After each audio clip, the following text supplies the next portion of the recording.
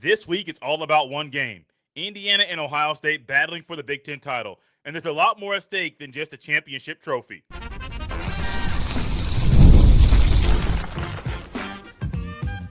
You are Locked On Buckeyes, your daily podcast on the Ohio State Buckeyes. Part of the Locked On Podcast Network, your team every day. The Big Ten championship game is finally here. It's the Indiana Hoosiers and the Ohio State Buckeyes, the number one Buckeyes and the number two Indiana Hoosiers. I'm Jacob Goins of Locked On Hoosiers. He is Jay Stevens of Locked On Buckeyes. And it's been a little bit since we've talked, and we talked back in the summer. And I don't know if we have this matchup, Jay. I think we felt good it could happen. There was a possibility, but Ohio State and Indiana for the Big Ten championship game, my friends. It's wild, man. If you were to talk to me about 10 years ago, or even when the Big Ten put this championship game into reality, and you ask me if in 2025 Ohio State would be playing Indiana 1-2 matchup in the Big Ten title, I would have said you're crazy. I would have said you're ludicrous. Like, there's absolutely no way in my head at that time that Indiana would be able to have a team good enough to even be 1 or 2 in the country, let alone at the same time being top in the conference to have a shot to win the Big Ten title. But here we are. The Hoosiers are really good. The Buckeyes are really good, too. This is, to me, the biggest game of the weekend. And once again, ESPN College Game Day, they miss a mark and going to a marquee game that fits a Big Ten opponent. It was almost a understood thing to me, like, oh, they're absolutely going to go to Indiana. No, they're not. They're going to go down to Atlanta once again. It's almost like something like they have a contract maybe to go to Atlanta for the SEC title game. I'm being sarcastic a little bit, but it seems like it, though.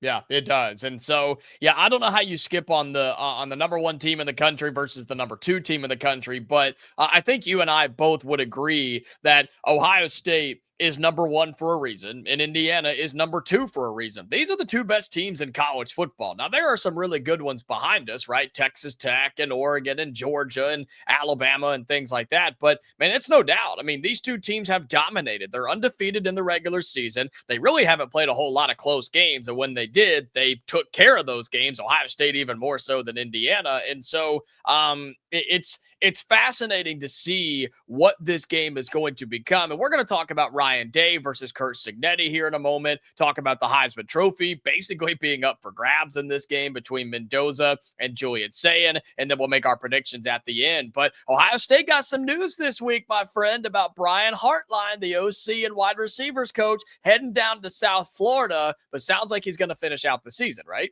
Oh, yes, he is. That's a huge benefit for Ryan Day because while Hartline is now going to be the head coach at USF, and I'm happy for him. First off, I'm very happy for him. It was almost an expected thing at some point this offseason or next offseason that he would become a head coach at some level. Yeah, you would love for it to be a power conference team, but you're the American. I have a lot of respect for those teams in that conference, and so hats off to him, his family, going down to Florida, a place where he played NFL football in the Sunshine State for, I think, 6 or 7 years. He was there with the Dolphins, so he's going back to familiar territory. I'm happy for him. I'm also happy he's sticking around.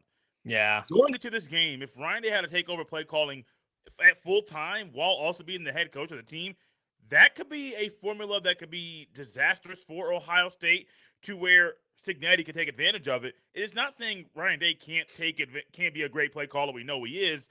But if you're trying to do something for the first time all year in the biggest game of the season, a little bit tricky to do so. So I think it's big for Ohio State that they're keeping Hartline. Moving forward, it's a massive loss. I mean, even Chris Henry Jr., at the time of this recording, hasn't signed with anybody yet on the first day of the early signing period. Right now, it seems like it's down to Oregon and Ohio State, and Oregon's pushing very hard to land a 5-star receiver. Not shocked that they're doing that, but that's the Hartline effect. Hartline's not there. The young man may go somewhere else to play college football. Yeah, I mean, he's such a good coordinator. And I was telling you before we hit record, I thought he would have taken an even bigger job. And not that South Florida's not a big job or not a good job, especially for your first head coaching gig, but I just thought a P4 team was going to snatch him up. But I still think he'll find his way to a P4 team at some point. But the big news is the idea that he's finishing out the season. So Indiana still has to go up against that Brian Hartline offense, but it's an Indiana defense. And our buddy Spencer McLaughlin on Locked On College Football was talking to me the other day, and he said, I'm kind of surprised that the Indiana coordinators haven't been poached yet with Shanahan on offense and Bryant Haynes on defense, because I think they're two of the best coordinators in college football. When you look at the numbers, man, it doesn't get better than what Indiana's doing on both sides and what Ohio State's doing on both sides, and that's why these two teams are meeting on Saturday in Indianapolis. It doesn't. And I think the Shanahan thing is it's tricky, but also, if I'm not crazy, or if my memory is working correctly, I believe he's had a long track record of being with Cignetti for quite a long time, which that could be a big reason why he is sticking around with him. Also, Indiana football is going to pump a lot more money into the contracts for these coaches, and that could be a major selling point. Like, hey, stick around, we'll pay you, you'll keep winning, you'll stay at the top of the polls, and you'll get the bonuses at the end of the year. So that's a major thing as well. Yep. But these coordinators on both sides, not just Indiana's coordinators, but also Ohio State's coordinators, these are two of the best duos in the country on both sides. It's weird that they're both in the Big Ten, but Matt Patricia's been, oh my gosh, so much fun to watch with the smile and how happy he is, and the joy being at Ohio State has brought to his life, and seeing the connections he has made with players like Cade McDonald and Caleb Downs. And I think it's going to be a big reason why those guys are going to go all out, not just for the title to be at the top of the Big Ten, but they're going to go all out for their coach, because they genuinely love this man and love being coached by him. And then you got the guys at the top. It's Ryan Day, the young, fiery guy who gets going and finally gets over the Michigan hump, which we'll get to in a little bit. And then Curt Cignetti, the old guy, he wears glasses. He doesn't say a whole lot, but he says a lot when he doesn't say a lot, if that makes any sense. And two guys that are completely different, but at their core, Jay, they're just football dudes, and they are so good at what they do. And I cannot wait to see them go up against each other and what they have up their sleeve for each other on Saturday night. It's going to be a battle, man. It's going to be a battle. One thing I think when it comes to these two head coaches, they both have their formulas. They both have their styles, and they don't normally go away from it.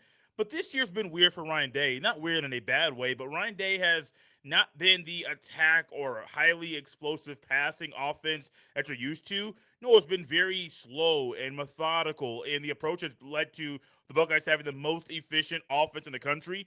I think they also have one of the slower offenses in the country, too. So the pace is slow, but the pace is very efficient. And that's one thing to watch in this game. Against Michigan, Ryan Day said we're going to attack. And the first two plays, one to the right side of Carnell Tate, incomplete pass. The second pass of the game to Jeremiah Smith. Great defense, might I add, that led to an interception. I wonder if Ryan Day is going to attack any way that he did against Tennessee in Oregon in last year's playoff. Because if he does, and if these guys stay healthy, we still are not sure if these guys are 100%. But if Ryan Day decides to attack, I think that's a major benefit for the Buckeyes moving forward. And Indiana's defense is going to be tested. Good news is you've got some NFL dudes back there. So does Ohio State. But Indiana has D'Angelo Pons, who I expect to be put on Jeremiah Smith. And then it's figuring out, well, who covers Carnell Tate, who covers a tight end, and who covers everybody else for Ohio State. But between Ryan Day and Curt Cignetti and the coordinators, the coaching matchup is phenomenal. But so is the quarterback matchup. You've got the two betting favorites for the Heisman Trophy for Indiana and Ohio State. We talk about those guys and how the winner could be the winner of this game. We have that coming up next on this Locked On Crossover. This episode is brought to you by Aura Frames. The holidays are officially here, which means gift hunting season is on. And if you want something meaningful, personal, and guaranteed to get a reaction, Aura Frames is a gift that delivers every time. It's not just something you wrap, it's a way to share memories, because Aura isn't your average picture frame. You can preload the frame with photos before gifting it, so when they plug it in, the memories are already there. No apps to figure out, no setup headaches, just instant smiles. Grandparents, parents, newlyweds, anyone who loves photos. Endless uploads of pictures and 30-second videos through the Aura app. Add a personal message right inside the frame so the gift feels thoughtful the moment it's opened. For a limited time, save on the perfect gift by visiting auraframes.com to get $35 off Aura's best-selling Carver matte frames named #1 by Wirecutter by using promo code COLLEGE at checkout. That's AURA frames.com, promo code COLLEGE. This deal is exclusive to listeners and frames sell out fast. So order yours now to get it in time for the holidays. Support the show by mentioning us at checkout. Terms and conditions apply. Welcome back to this Locked On crossover of Hoosiers and Buckeyes. He is Jay Stevens of Locked On Buckeyes. I'm Jacob Goins of Locked On Hoosiers. Make sure you subscribe to both of our respective channels on YouTube. Drop your score predictions down in the comment section. We want to see and hear from you. Do you think it's Ohio State? Do you think it's Indiana? Is it high scoring, low scoring? Tell us what you think down in the YouTube comments. And also make sure you follow us on your audio podcasting platforms. And Jay, we were just talking about the coaches, right? And how awesome that matchup is going to be. But you literally, according to our friends at FanDuel, have the two betting favorites. And it's been this way for basically the entire back half of the season. The two betting favorites to win the Heisman Trophy. It's Fernando Mendoza at the top from Indiana, and it's Julian Sayin at Ohio State at number 2. I think we should make our pitches. I think we should tell the nation, tell our people why our respective quarterbacks should win the Heisman Trophy. I'll let you start from the Ohio State perspective. It's pretty easy when you think about Julian Sayin being the guy to win the Heisman Trophy. He's been the most efficient quarterback all season. He bounces back in a way that he did last week after making a boneheaded throw to show what he's made of and how tough he is, and just slice and dice the Michigan Wolverines defense all day long.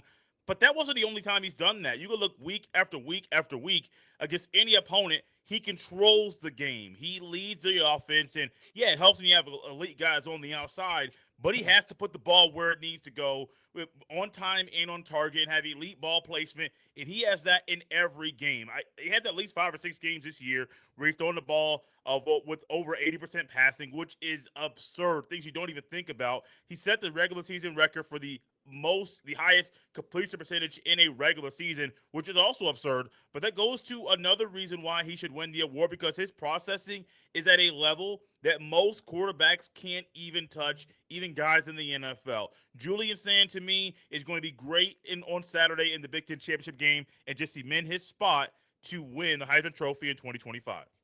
I know Diego Pavia from Vanderbilt has started to slide into this conversation too. I understand why. I think it's a little ridiculous, especially since we're talking about the nation's two best teams and their quarterbacks. They should be the top 2 in this conversation. Do you think it comes down to the winner of this game and which one plays better ultimately wins the Heisman Trophy? Then I'll talk about Mendoza in a minute. But do we think that that's truly what this comes down to, is the game on Saturday? Yeah, it's come down to a quarterback award, and if Notre Dame had one loss, or even if they were defeated, honestly, Jeremiah Love would get more love for the award. I think he's a phenomenal player. He's had a great season, but I don't think his season has been so much better than what Mendoza or Sayin have done this year. Diego Pavia keeps talking. I don't like bringing politics into sports, but I saw he was trying to petition Donald Trump to make an executive order to extend the playoff to 16 teams so Vanderbilt could get in. 1, that's dumb. 2, who's to say Vanderbilt will still get in? And also, I don't think the playoff committee wants to decide if there's going to be, like, where the other 4 games are going to go. Will it be 8 games in the first round? Like, I don't think they want to deal with that at all. Yeah. Which is another reason why, like, last minute stuff, the logistics, schools. Oh, we had our last home game last weekend. No, we have a home game in 2 weeks. That's a lot of money. That's a lot of food. Those are people that weren't planning on working that have to work now. It's a lot of stuff that people don't want to deal with. So I don't like bringing politics into it. He did it. Jacob brought up Diego Pavia. That was on my head, but no. I do. You had to get that off your chest. I understand. I do think that this game, as long as these quarterbacks play the way that we think they're going to play, this game will decide who is going to win the Heisman Trophy.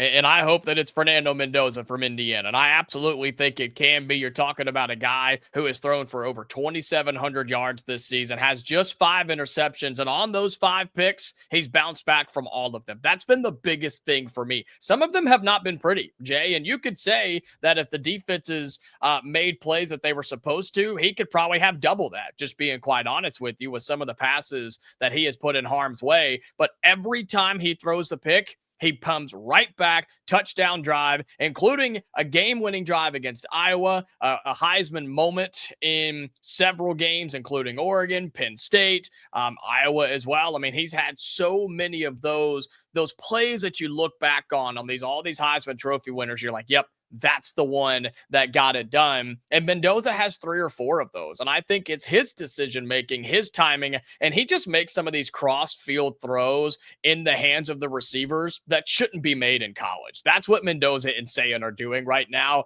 And it's so much better than everybody else. But the idea that Mendoza's doing it with some really good players, but not great players at times. I mean, the offensive line is nowhere near Ohio State's. Receivers are similar, but not as good. Tight ends are fine, and you're still out there making plays. And I think Mendoza just has the field vision and the confidence and the swagger that has gotten Indiana to an undefeated season, has them in a Big Ten championship game. And I'm fascinated to see what his play will be like, because remember, when Ohio State and Indiana played last year, it wasn't Mendoza. It was Curtis Rourke, who got drafted and went to the NFL draft. And now you've got another guy. So I think Mendoza's the best quarterback in the country. I think he makes plays when his legs, when he needs to. And the dude's just a flat out winner. So I think he's your Heisman winner. He's the favorite for now. But if he doesn't play well in this game against Ohio State, he could absolutely tank. And then we'll have to see what the voters decide to do. But is there a matchup before we move on and get into our final predictions and things? Is there a position or a matchup, Jay, outside of these quarterbacks that you think is the most important for either side in the Big Ten title game? Well, the most important to me is always in the trenches, but I'm going to go outside of that for conversation's sake and hit some more big points. Indiana's defensive backfield versus the receivers at Ohio State. You could throw Max Clare in that too, because he's a big part of the passing attack. I am very curious to see how Jeremiah Smith and Carnell Tate play in a dome where you're not playing outside in the elements. Also, we're not sure how healthy these two guys are.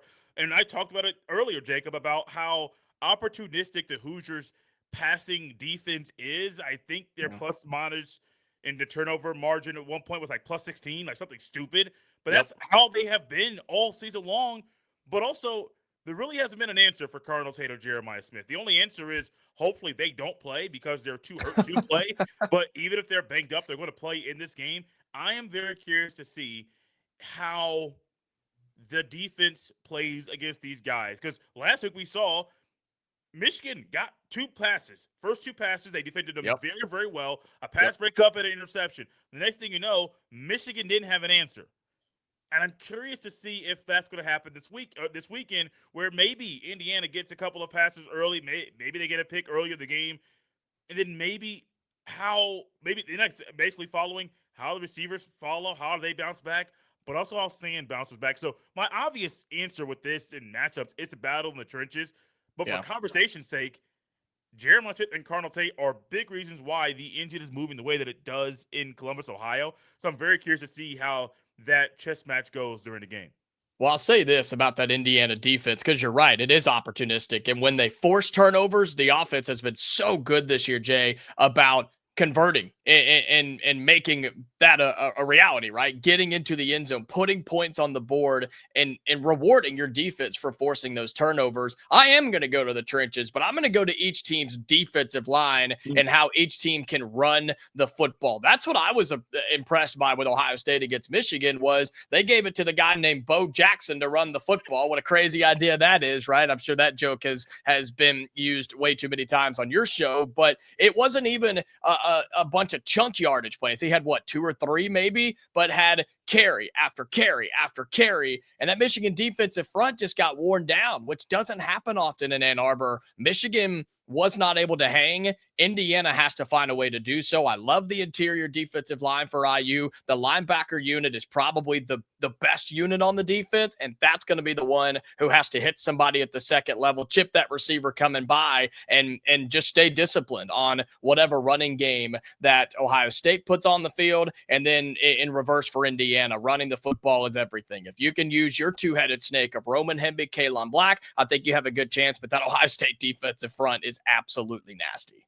That's a good way to describe it. Absolutely nasty, because that's what they have been all season long. The later you get into the season, they have been stronger and stronger. And honestly, they've gotten a little bit of rest because the schedule was mapped out in a way that they were playing some pretty poor teams. Streak of Purdue, UCLA, and Rutgers. And it's not Ohio State's fault. nowhere close to being Ohio State's fault that these teams aren't good. One of them, UCLA, fired their coach. Purdue had a first-year head coach, and then Greg Schiano. The team had a better offense, and the defense, which is what Schiano's known for, the defense was pretty poor. So, like, that's what Ohio State was going up against. In the defense, those guys got some necessary rest. And you saw that in a big way come up last week against Michigan, where they were healthy, they were strong, they were eager to get back on the field, and their front strong. When the Buckeyes just lean on their starters up front on the defensive line, and they don't like to rotate on the ends, Keanu Jackson Jr. and Caden Curry, that's one of the better defensive end duos in the country. I don't want to say it's the best because there's so many out there, so many great ones. But these guys are so good and they're versatile to where even in passing situations, you can put Caden Curry at the nose, and he's so quick and shifty. While he's 50 to 60 pounds less lighter than the center, he is fine. He finds a way to quickly penetrate the offensive line and get into the backfield. You add in Arvo Reese and Sonny Styles, two guys that could easily be first-round picks in the NFL draft. I think one thing that's sneakily great about this defense is Arvo Reese as a spy, because he finds a way to line up in the A or B gap, and it could be a fake, it could be a blitz, it could be a fake blitz and spy, it could be a straight spy, and he doesn't move anywhere at all. And that's another avenue where the Buckeyes defense up front can find ways to penetrate the O-line of Indiana. I know we were talking about the rushing attack, but they're so good in all areas of the game that Mendoza, I don't believe he's seen a defense like this all season. Yeah, it's going to be tough. I mean, there's been some good ones, Iowa, Oregon, etc. But you're right. This will be the best defense that Indiana has seen. But I think it could be one of the best that Ohio State has seen on the other side as well. And so, given all of that, who's going to win? Who walks away as the Big Ten champion? And plus, how does that impact the college football playoff? We talk about that in our final segment on this Locked On Crossover right after this. This episode is brought to you by FanDuel. NFL Sundays move fast. One big play and suddenly everything feels different. That's what makes live betting with FanDuel so exciting. You're not just watching the game, you're reacting to it in real time. With FanDuel, you can place bets as the action unfolds. Every drive, every momentum swing, every highlight moment. Live betting is best when the game starts to shift. A receiver gets hot, a defense tightens up, or the momentum flips after a turnover.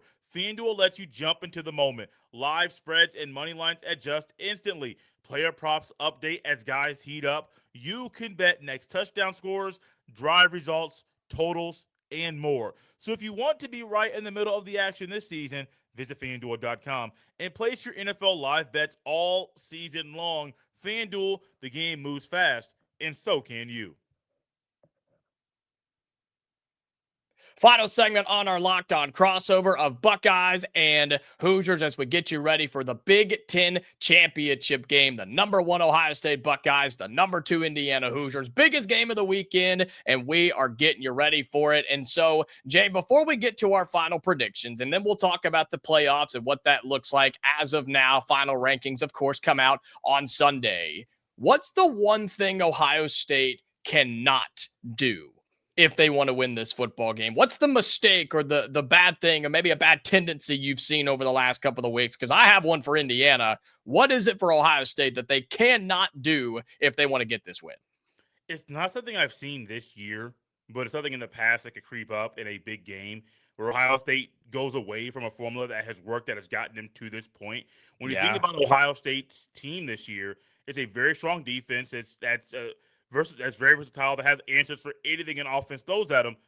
But offensively, it's been more of a slower, methodical approach. And Ryan Day's message all season has been just do what's needed to win. If you have to run the ball, run it. If you have to throw the ball, throw it. If you have to give a pressure off the edge, do it. But simply do what is needed to win. And that's why Ohio State's the number 1 team in the country. Now, talent helps with that too. But the Buckeyes have found a way to lean in on the messages that Ryan Day has been preaching all year. Just win. Just win, baby. That's it. If they try to get style points, or if they try to play a game that's not suited for this team, that could be a recipe for disaster. And I made a comment earlier that you haven't seen that this year. I think Ryan Day may have been teetering that way a week ago. If the game kept spiraling, Ryan Day could have been pushing some buttons that he hadn't pushed all year to hopefully not have the same outcome of the past 4 times Ohio State played Michigan. if Ryan Day just plays his game, and here's one thing I hadn't said yet. If Hartline taking a new job becomes a problem, Ryan Day has to call plays. I have not really made that comment on a show, so here we are right now on this crossover. I think Hartline's going to be fine, but you truly have no idea how a man is going to be when his new job's in Florida. Jacob, it's cold in the Midwest right now. Florida doesn't have any snow. They don't have temperatures below freezing. They don't have any of that. And so if you think about him in signing period right now, trying to learn his recruits and players and the coaches that he's dealing with, if that becomes a problem, that could be a recipe for disaster that Ohio State hadn't really planned for. But here we are right now. This is the reality of college football. Yeah, I think that's a really good point. And that's something I've noticed from the Ryan Day camp from the outside looking in I think you mentioned earlier the reference of the college football playoff a year ago. After losing to Michigan for the fourth time in a row, they go in the Tennessee game and just absolutely light it up. And they do that all the way to a national championship game. It's like, man, don't play scared. Don't play timid. Just play good football. Use your weapons that you have, and that's exactly what they did. If Ohio State does that, I don't think anybody can beat them, but I'm hoping that Indiana can find a way, especially on the defensive side of the football, to try and slow that down and get them out of their comfort zone. But for Indiana, to answer the question that I proposed of what can the Hoosiers not do to win this game, it's turn the football over. And I mentioned earlier about Fernando Mendoza, who, again, I think is the best player in college football. I think he's going to win the Heisman Trophy if he has a good game on Saturday. You cannot give Ohio State extra opportunities. You know this, Jay. They're too good. They will take advantage the same way Indiana does. And Mendoza has been putting the football in harm's way. He did it 3 times against Purdue. Okay. But Purdue wasn't good enough to catch the football, and so they didn't get the picks. Ohio State is, and they will return it and go the other way. And so if you keep it out of Ohio State's hands in general, keep that offense on the sidelines, and don't turn it over on short fields. You already mentioned Ohio State loves to dominate time of possession. Indiana can't afford to do those things. So if you want to win, you cannot turn the football over and give Ohio State extra opportunities to score and put it in the end zone. And so with that, Jay, it's obvious who we're going to pick in these games, but tell me why Ohio State, in your mind, is going to win the Big Ten title.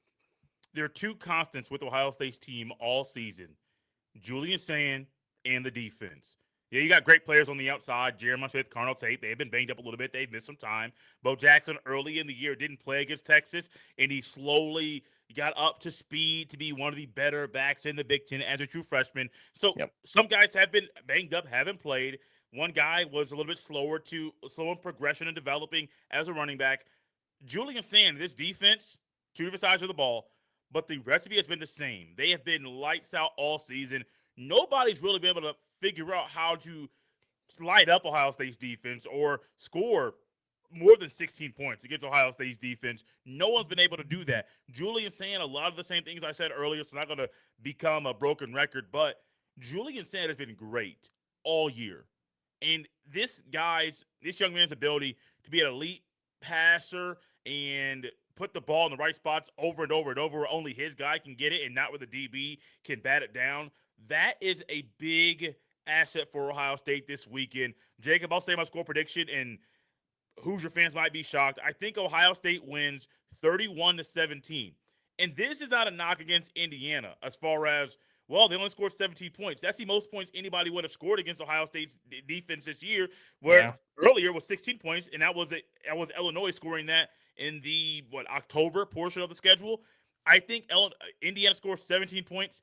I just have so much faith in Julian Sayin to get the job done and this defense to slow down an Indiana offense that has been lighting everybody up. I don't know how many times they scored 50-plus points in a game this year, but my guess has been over 6 or 7 because that's how good they are. Cignetti is a good coach, but Ryan Day has a machine right now. They're treating this like a business trip. This means something to these players, and I think the 31-17 outcome, Ohio State wins by, 14 points, and they win the Big Ten title for the first time since 2020.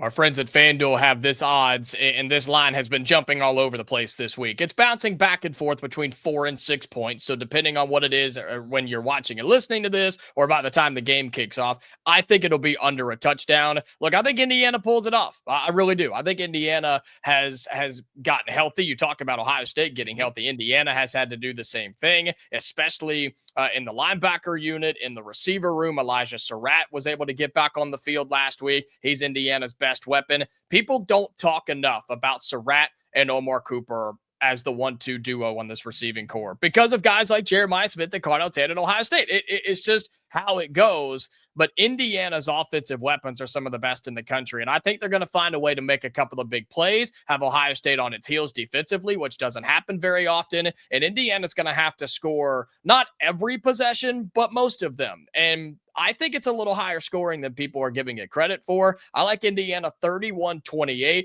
They will force a turnover in this game. If Indiana can score on that turnover, I think they find a way to pull this one out. It should be a great crowd. It's in downtown Indianapolis. Jay, I don't know if you know this. Indiana basketball is playing the same day in Indianapolis, just at a different arena. So we'll see how many fans migrate from one to the other. I know Ohio State fans travel extremely well. Doesn't matter if it's in Indiana, California, or in China, they'll be there to watch their Buckeyes play. And so it should be a fascinating game. And then the college football playoff rankings will come out. Hopefully neither team is punished for losing this game, whichever way it goes. And Indiana, Ohio State can represent the Big Ten in the college football playoff. But he is Jay Stevens of Locked On Buckeyes. I'm Jacob Goins of Locked On Hoosiers. We're looking forward to a fun game on Saturday and then the college football playoffs as well. So until next time, Buckeyes and Hoosier fans, stay safe, and we'll talk to you later.